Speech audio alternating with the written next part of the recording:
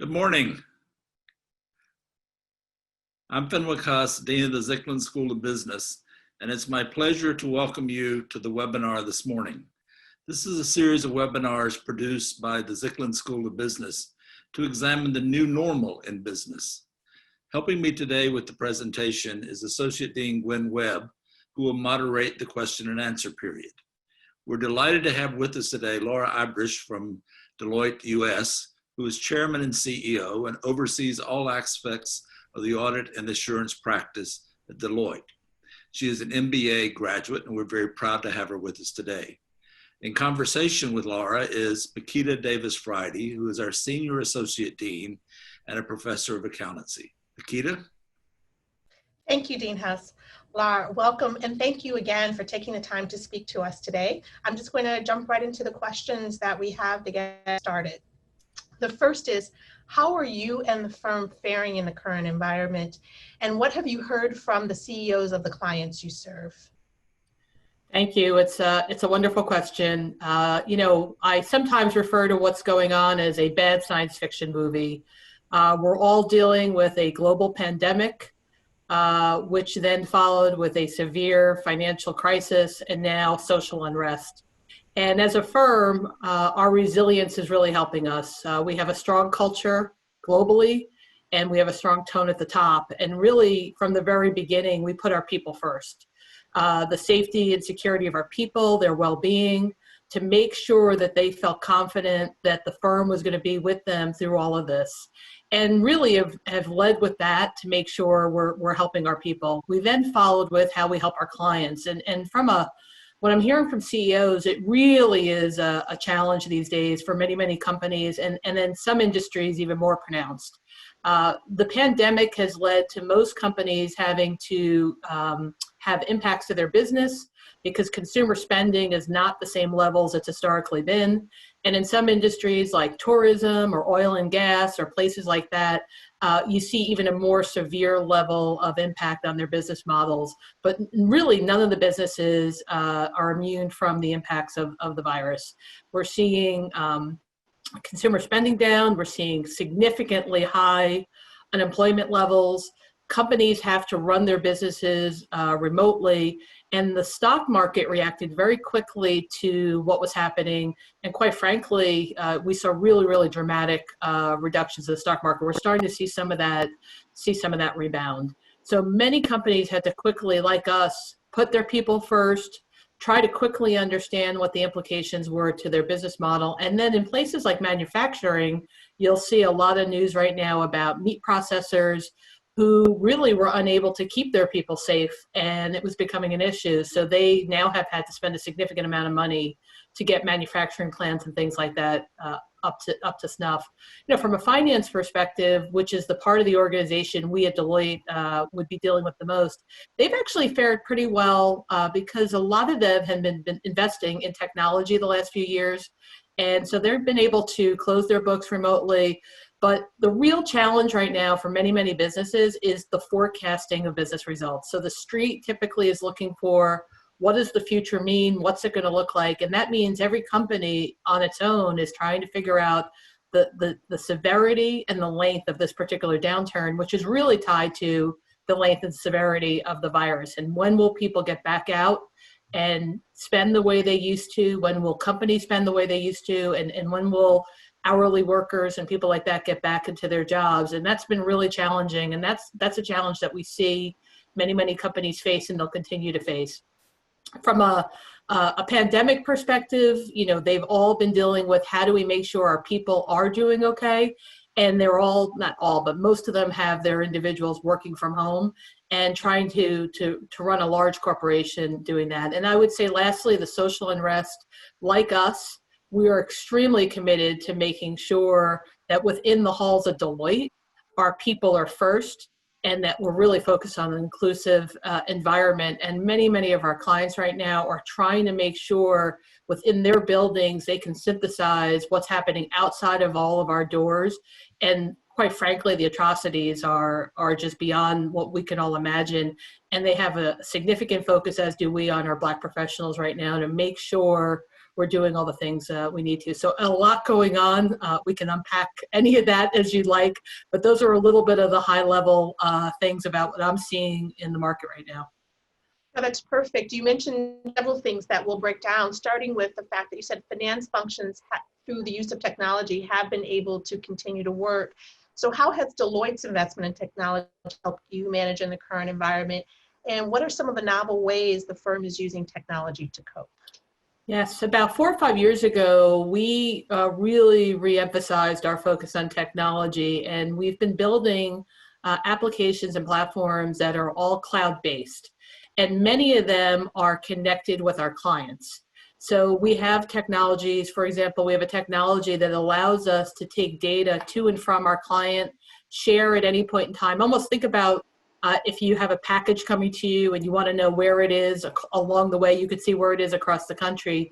We have technologies that allow our client to see where the audit is and what is, I'll say, of an issue between the two of us at any point in time. And those technologies we continue to leverage. Overnight, we essentially took 130,000 professionals out of client sites and offices into their homes. And it's been amazing to see how quickly they were able to do it and quite frankly, how resilient. A couple other things we've done, we've connected into clients' instant messaging technology so that we're on their servers with their way of communicating.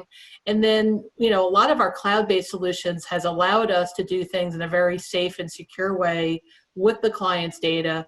And like all of us, like right now, we're all leveraging, whether it be Zoom or some other technology. I don't consider this a technology that, although it's wildly popular right now, and obviously it's done a ton, it really is a way to bring people together. And it's likely changing the way we'll operate as virtual companies and communities into the future. People have gotten a lot more comfortable with using technologies like this. But we really have seen a lot of the investments we've been making over the last 4 or 5 years really be beneficial to us. And I would say with our clients, the fact that they're also mostly on the cloud, we've been able to do a lot more things together and quite frankly have had year-end audits. Many of them get done, completed, reports get issued, just like we would if we were all in an office. So it's been, I'm not sure I would have written this as a plan, but overall we're happy with where we stand. I think before this, one of the concerns about technology is that it can be used to replace people. However, can maybe you describe how technology has enhanced the experiences of your professionals? Yeah, this is one of the myth busters I'm happy to bust today. Technology, really is got a couple few levels to it. There's technology that is essentially automating what a human being would do. And that's really, I'll say, low value tasks and in society and low value tasks, within Deloitte. Things that, quite frankly, didn't energize our people, didn't tap into the skills that colleges and universities like Baruch train them to do. So that automation is really not removing what our people do. And then we're focused on digitization and then high-end cognitive analytics. And as you go up this maturity curve, in all instances, the human being is more important than ever, because they're not spending time in the mundane areas of an audit or closing the books or finance, pick your area. What it's really allowing people to do is focus their time on things that matter. And we really need skills that are different than the skills I grew up with. So if you take our profession as an example, we grew up spending a lot of our time making samples as ways to evidence what was happening in a company's set of financial statements. Today, we will get 100% of a client's data set. And then with the technology and the computing power we have the ability to cut, slice, and dice that that data in any way we want. And we can compare it to other data sets, other clients that we have, that particular client, a historical position they've been in, analyst reports and third parties. And really good auditors will have the ability to then take that information and look for trends and outliers. So the skills are really different, and it really does and will require analytical thinking, critical thinking skills, the ability to evaluate large data sets. You're going to have a deep understanding of the business because you're now looking at the big picture, the industry. And on the other side of it, I'm super passionate about this piece. There's as much emphasis and importance on what I refer to as the humanity EQ side. So, this is the person who can take all that information and know how to break it down and communicate it in an empathetic way. When technology, and it is going to continue to be ever present in our lives, empathy and the ability to communicate clearly and take that information and synthesize it is going to become even more important. So we're seeing that across the board. The experience of our auditors now is so much better. About 4 or 5 years ago, I worked with one of my own clients. It was a volume and rate company, very predictable. And we would have one of our seniors go in and select 1,000 transactions. And that individual would find essentially no issues. And it was not a very fulfilling week for them. I can only imagine the calls with their mom, like, what did you do this week? And one year they happened to trip across an anomaly. And it became a real issue to the company because they were concerned that they weren't pricing consistently. This individual, this auditor, became probably the most important guy in the building. The CEO wanted to spend time with him. He had to figure out, were there other anomalies? Well, if you fast forward to today, that individual can sit there with all the data, use their brain, use all the other information they have around them, and present something to the company that's really insightful and a really, really great audit. So the human being is more important in the future than it is today, but it's the really good special part of what we do and not the not special part. Perfect.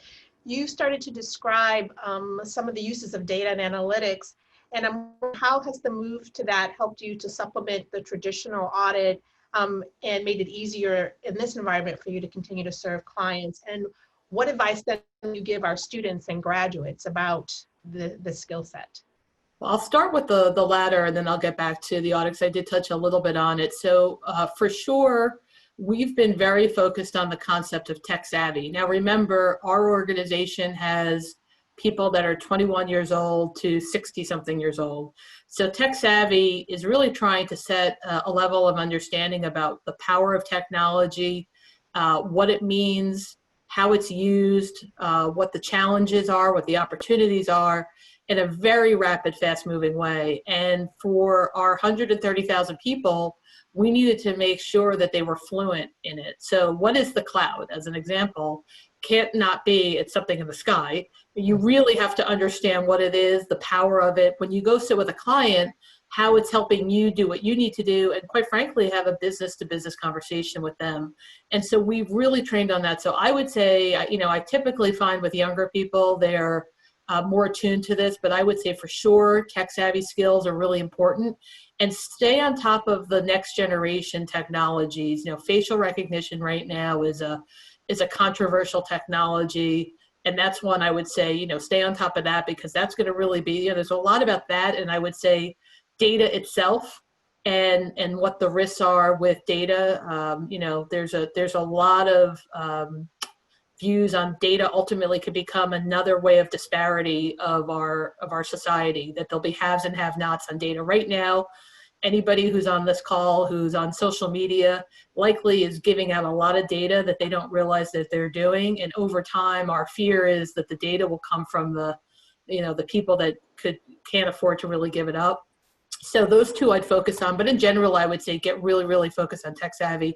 Analytics is a base foundational understanding. I would say I would spend more time trying to understand that. You don't have to be an expert in it. I do think as we move forward, we're going to have majors and minors. It's just too many things going on with technology to have one person be the developer of the software, the master of the data, the master of leveraging the data, and then ultimately the conclusion maker and the communicator. It's just too much going on. So if you're somebody who's going to be in a career that's not going to be a deep data scientist, you at a minimum want to have a baseline understanding of data sets and how to evaluate them, and as well as cognitive and what does artificial intelligence mean. Again, don't have to be deep in it, but those would be the things I think as we think about the business world and the corporations and societies, those will become more important. For us, I mentioned We use data in an audit a fair amount. Risk assessment is a big area we use it. We're typically looking to evaluate where we should spend our time as auditors. How do we scope an audit and dig in? And we'll use that data to form a conclusion around, is this like a homogeneous population? Are there things in this that are happening that we wouldn't expect to happen? And it drives a risk conclusion that really drives a lot of the audit from there. We do use artificial intelligence in audits to, for example, read and evaluate contracts, look for terms of contracts that would suggest different accounting. I know the accounting professors that are on this call are scared by that, but it doesn't mean, again, that the computer is the black box and it makes the decision. Someone has to inform the computer to start that these are things that matter. It teaches itself over time, but you have to validate, did I make the right conclusion? Is this a lease that has a certain clause that does mean something? The user has to really be part of what the computer's thinking is, and then over time really evaluate the outcome. So we do use artificial intelligence today. And once you get large sets of data, which is really the direction many of us are going in, our clients are all data. You could see the possibility of a cognitive audit in its entirety, which is it's not the next couple of years, but it's not that far into the future. It's a possibility. Perfect. So you talked about the gatekeeping skill sets. I know one of the ways that you do that is through Deloitte University, which is currently physically closed, like most college and university campuses. How have you continued to deliver training, and how do you see continuing professional education changing as a result of COVID, basically?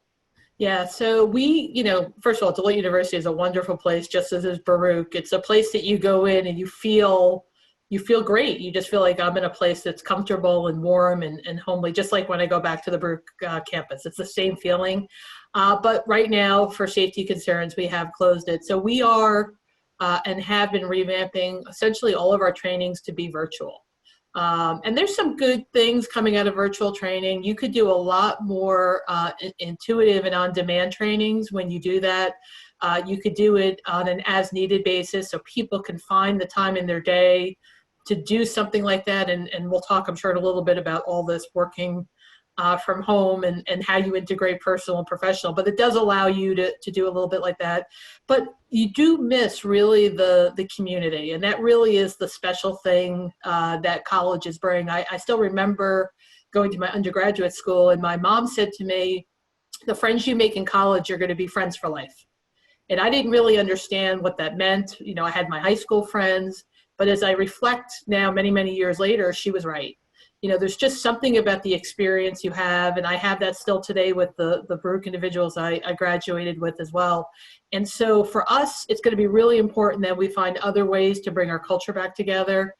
So we're hoping we get the university opened again, but for now, high focus on well-being, mental health, and just trying to keep as teams, virtually keep a level of connectivity across the organization. As I think about schools, I do think there's a place for more of a virtual experience, more of an on-demand experience, but I always think it's going to have some level of live teaching, live interaction, but you could imagine a place where there's some virtual sessions, and maybe you come in to do a team project with the teachers so that you keep it going. But the amount of space we use, I do think there's going to be a really big shift in commercial real estate, and I apologize if any of you are on this phone right now, but I do think that'll change. So over time, I don't see a complete change to the campus environment and what many schools offer in that regard.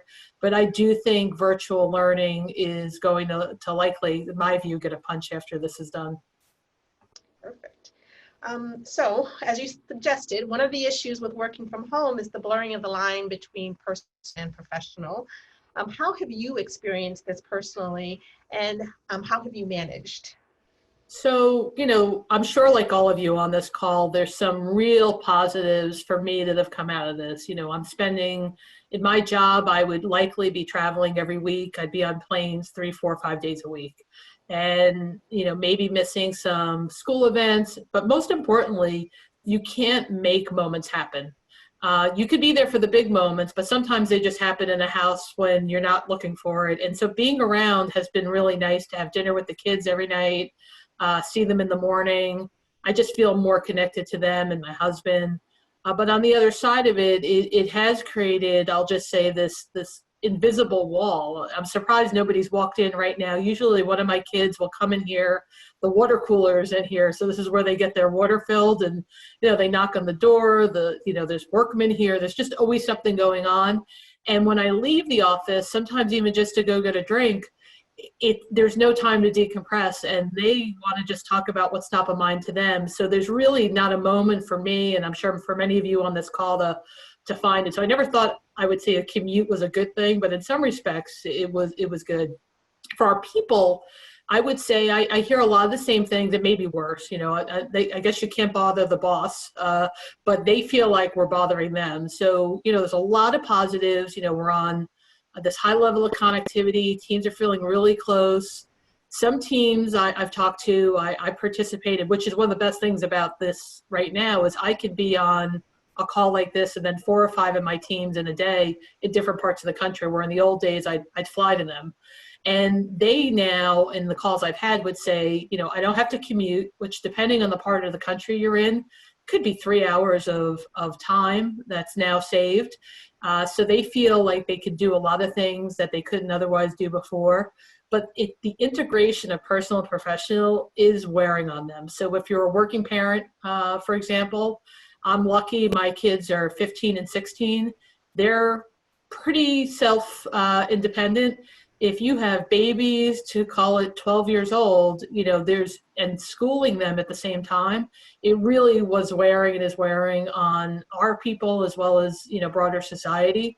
The school systems have done a reasonably good job, but there's no way to just leave a 8-year-old on their own and expect they're going to just run the whole day, make their lunch. And by the way, we're all cooking and cleaning 3 meals a day. Put that on the downside of things, and figuring out how to get groceries. So there's pros and cons, I think. So for us, what we've tried to emphasize is setting boundaries. I tell people, make sure you know your swim lane. So just because you're home doesn't mean that you're 24/7. And we've also encouraged vacations, which seems like a concept that you would say, well, a vacation is when I go on a cruise or I go to Disney. I don't know when those vacations are going to happen again for all of us, but it's really important that you find meaningful time to have a staycation and unplug. So we're trying to set boundaries, get people to figure out how to relax and recharge their batteries. I joke at the firm, I share a lot about myself, about things I've tried to do while this has all been going on. I tried to make bread, which I've done one time. It was pretty rock solid. It looked good. And things of that nature. We try to get our people to do it. So it's important that all of us enjoy the good spots, but we can't give up our personal life, and that is a little bit of my worry. But I think we're learning, and we're getting better every day. Perfect. So my last question for you before we give everyone else a chance for question and answer is, now that you've had to adjust very quickly in the last 2 to 3 months, how do you anticipate the firm's operations changing for the longer term? Yeah, just like what I said about the education program, I do see how we run our business. Likely it could be a lot more virtual. I think our clients are learning what they can do virtually, and I think we're learning what we can do virtually. It will not be 100%. A lot of what an audit does require, at least in my opinion of the rules, to be in person and be with your clients. There's reasons like evaluating documents that may be sensitive or have proprietary information that you're going to have to be in person. So there likely will be the need to focus on what's in person. How do you make sure that you're getting the development of our people done, the onboarding? But I do see a lot more virtual going forward.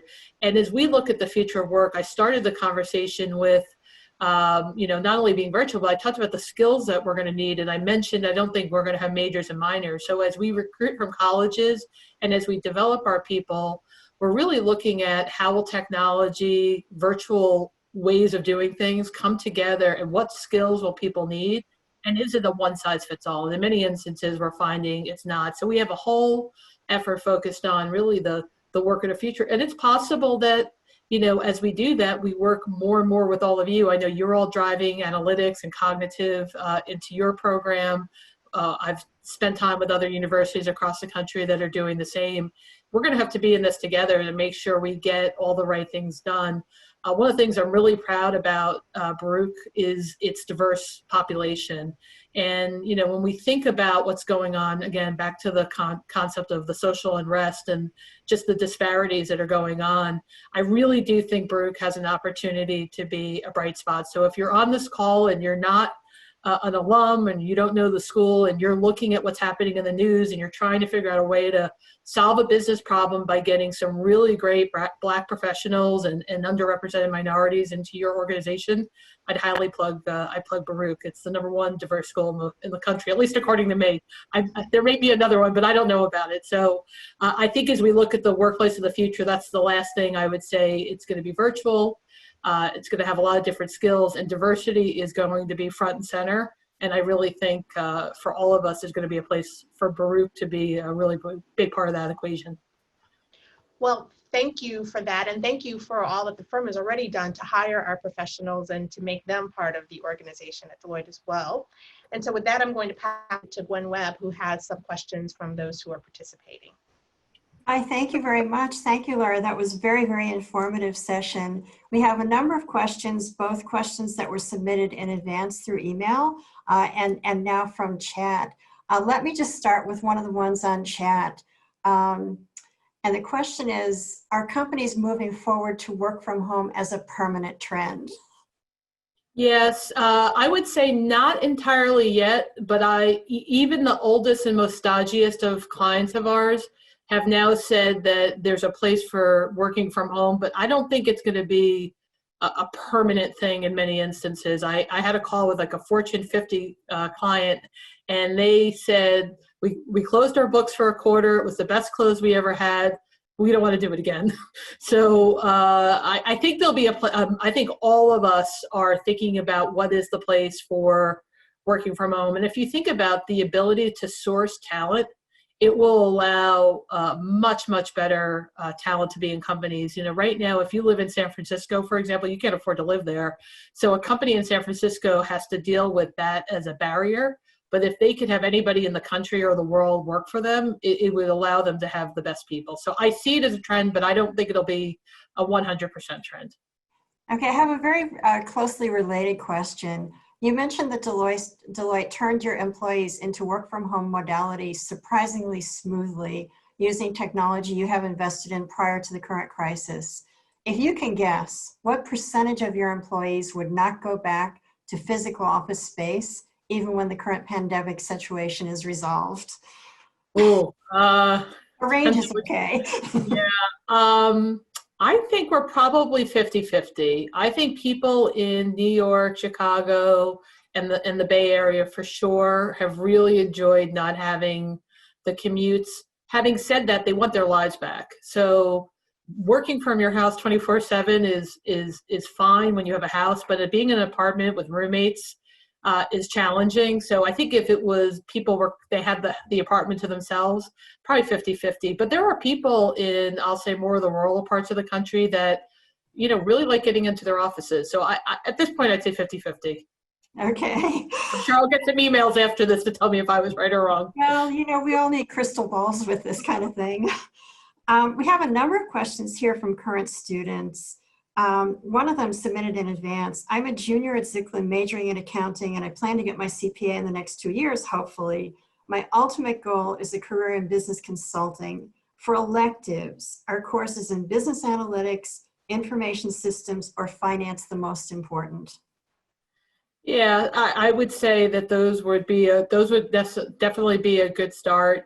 Again, highly emphasize communications as again, not a major, but an ability to write clearly and communicate clearly is extremely important. Whether you're in auditing or consulting, there's an output of the work you do, and it's how you communicate with boards, with clients, and in writing, I would say, is a skill that sometimes we don't see coming out of colleges. It's shocking to me, the writing, business writing, which is very different than creative writing.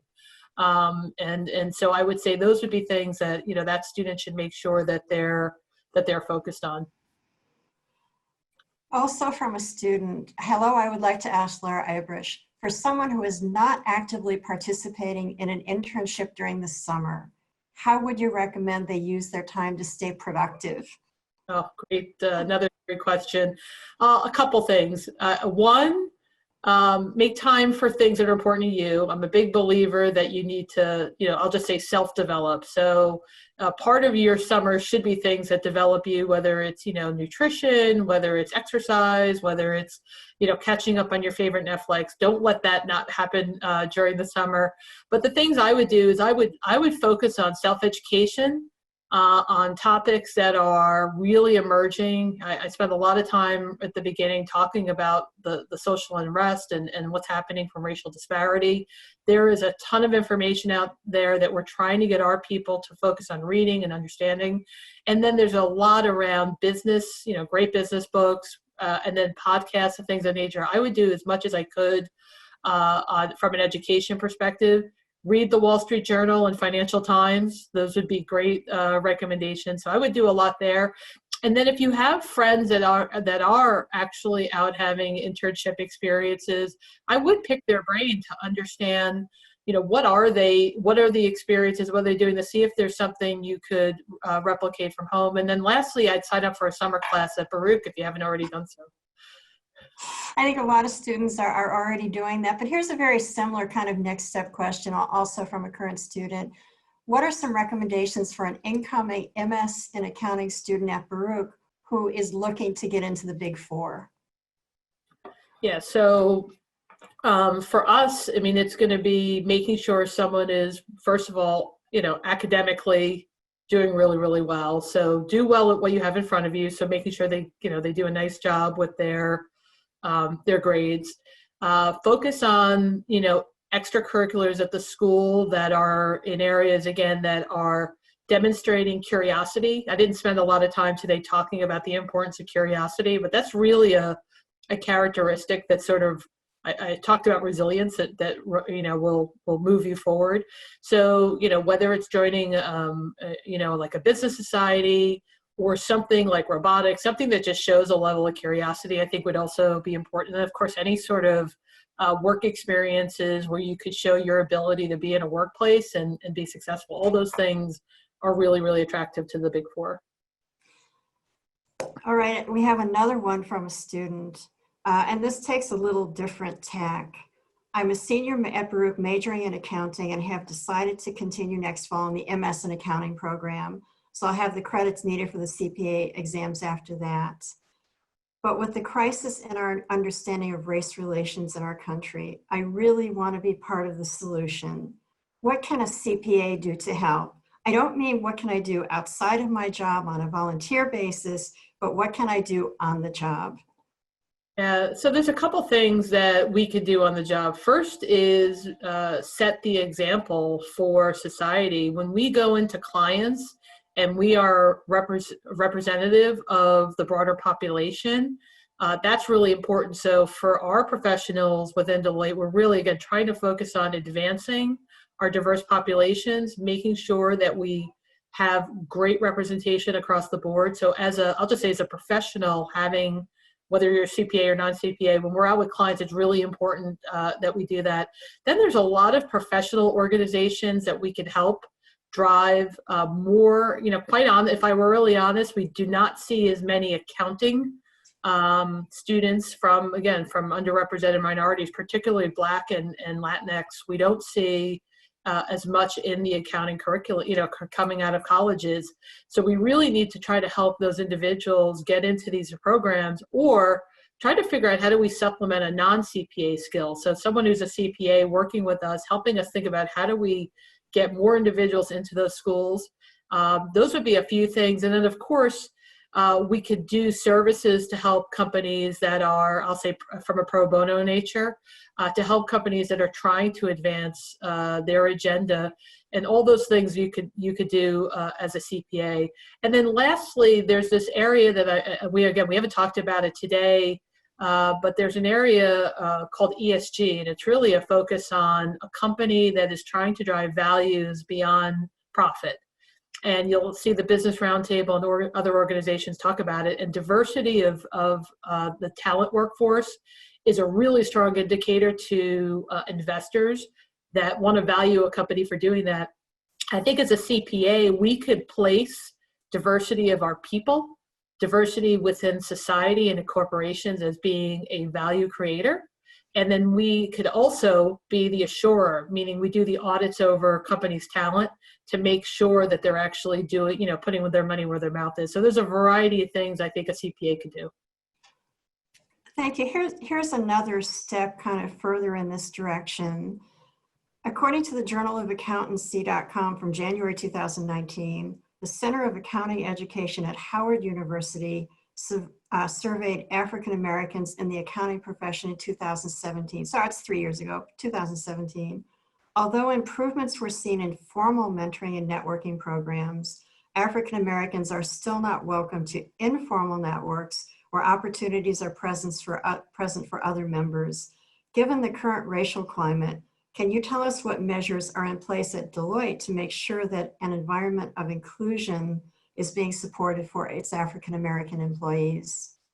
So I'll talk about inclusion broadly, then I'll talk about the Black professionals that we have. From an overall focus, we pivoted from a hyper focus on diversity about 5 years ago, and really focused on inclusion as our main umbrella, trying to make all of our professionals, all of our people working, all 130,000, feeling included and not feeling excluded. It became clear that by having just the Black professionals or the Asians or the lesbian and gay professionals get together as groups, it was creating more exclusion. And then even the majority, being, the white males, were feeling excluded because there was no quote unquote club or place for people like that. So we really have spent a lot of time as an organization focused on it's a place for everybody to connect, to grow. And we do it a lot of different ways. For example, this year we had an inclusion summit. We talk about it. I talk about it essentially in every session I have with our people about how it's really important and what it feels like to be excluded. So I would say that's a big area of focus. Specifically to the Black professionals, we're really focused on, and it's a challenge, the attraction and retention of those professionals. Again, I said the school, we don't have a ton of people coming out of the school. And when you are a minority and you look up, you want to be mentored with somebody who understands you and that you understand and that they can be successful. So whether it's Blacks, Latinx, or others, I think the one thing we could do, and we're clearly working on this, is getting as many of those professionals into our organization, advanced to higher levels, to make sure that we're providing mentors and people to provide that peer-to-peer. And for the individuals that are not Black, not Latinx, I'll just say, the nons, working with those individuals to talk about the importance right now in particular of it's a time for understanding and it's a time for engagement. And part of an inclusive environment is having a safe place for us to ask those questions. So for example, given all the things that are going on, if you have a Black professional on your team, ask them, and quite frankly, ask anybody who may be impacted. We don't know who and how people are being impacted by what's going on in the news. And someone could have a Black parent, a sibling who's married to somebody. They themselves could feel like an oppressed person, and looking at all this news. So we really are focused in pushing our non-Black professionals right now to engage in a time of understanding and to learn. Okay, thank you. I think we have time for one last question. And the question from chat deals with sustainability. Can you give an outline of what Deloitte is doing, I guess, to help its clients address issues of sustainability? Yeah, so what we're doing is a couple-fold. So for companies that are thinking about creating a sustainability strategy, we're helping them think about what are the aspects of what they do that will be really important to develop a strategy. So whether it's evaluating their carbon footprint, what do they want it to be, all that sort of information, helping them develop a strategy. We're also on the other side helping them work with their boards and key stakeholders to understand how sustainability, as I mentioned earlier, plays into value creation, and what do they want sustainability to represent. And it's a real long-term play. For a lot of us, sustainability is it could be a 10-year goal, and helping them think about what do they need to do each year to make progress against those goals, and what are the barriers to success. I have a Fortune 25 client that is in a manufacturing business, and I met with the CEO, and he said, I could easily get my carbon footprint down significantly if I replace current assets that I have with new assets that are much more, I'll just say, environmentally efficient, but the ROI would be a lot less because the assets I have today are essentially fully depreciated. They don't cost me anything, and a new one would cost me a lot more. Will investors value the ability to not have a carbon footprint, to have something more efficient, or were they going to value the economic earnings per share? And then the last area we're helping them is then taking that the data that they're providing around sustainability, the reporting, and we're actually auditing it. We're providing assurance over it. So you may see a lot of companies have sustainability reporting. There's an audit that we do with that. And over time, we think that's going to find its way into every company and every report. Oh, thank you very much. There are other questions, but I think that we really don't have time for them. I want to thank you, Lara, for your very, very compelling discussion. Thank you for Paquita for phrasing the interview questions. I thank everyone for joining us, and I would like to invite everyone here to join us in our next webinar. It's on June 17th at 11 a.m. It's on how advertising will be changed by the pandemic. It will be led by Larry Zicklin, and the interviewee will be Michael Roth. He is chairman and CEO of one of the largest organizations of marketing and communications service companies, Interpublic. I thank you all, and we look forward to seeing you on the 17th. Goodbye, and thank you, Lara and Paquita. Thank you so much. Take care. Thank you.